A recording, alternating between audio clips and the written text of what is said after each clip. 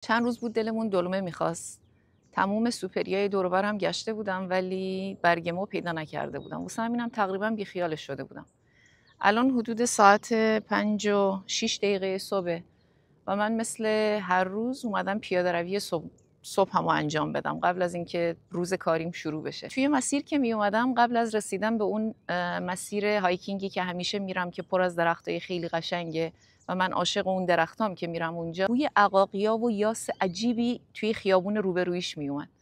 میدونستم اون مسیر دوچرخه سواریه، ولی با وجود این یه لحظه به خودم گفتم بذار امروز بینید بیشتر از چشمت حال بکنه.